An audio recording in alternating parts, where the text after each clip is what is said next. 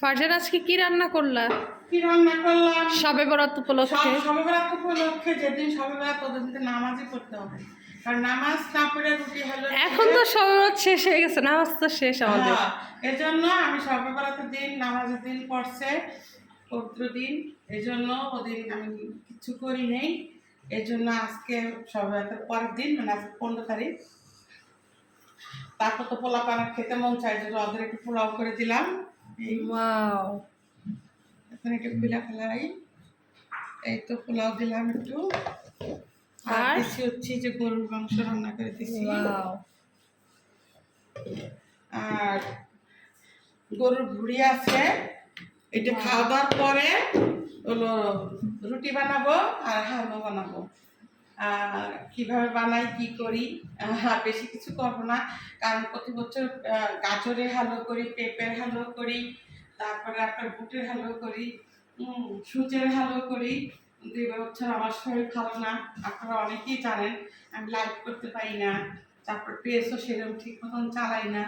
তারপরে যখন পেজ একটা বাচ্চার মতো ছোটোর থেকে ওদেরই বড় করতে হয়, তা আমিও আপনাদের সাথে নিয়ে আমার পেজটা আস্তে আস্তে ছোটো ছোটো করে কুটি কুটি পায় করছি। আপনারা দোয়া করবেন আমার জন্য, আমার পেজটার জন্য। আর এরপরে হালুয়া রুটি দেখাবাই তো? হ্যাঁ, আমাদের সাথেই থাকুন। হ্যাঁ, এখন খাওয়া দাওয়া করবেন সবাই, আর আপনারা আমাদের সাথে থাকেন।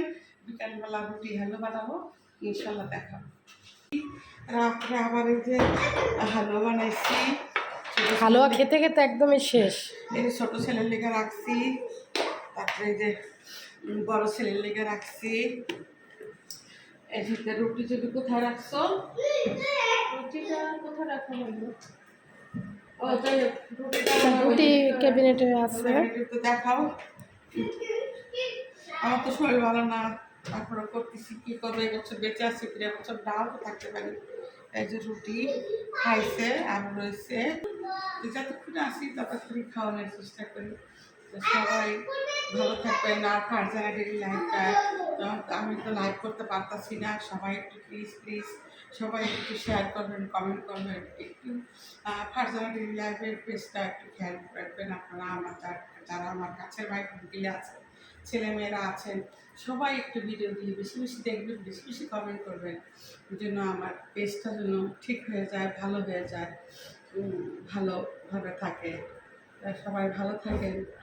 আর কি বলবো, যে কিছু বলার আছে তোমার? না, আমিও চাই সবাই দোয়া করবেন ফারজানা যেহেতু অসুস্থ, এবং তার পেজের জন্য সব কিছু যেন আল্লাহ তাআলা ঠিক করে দেন। ঠিক আছে, আল্লাহ হাফেজ।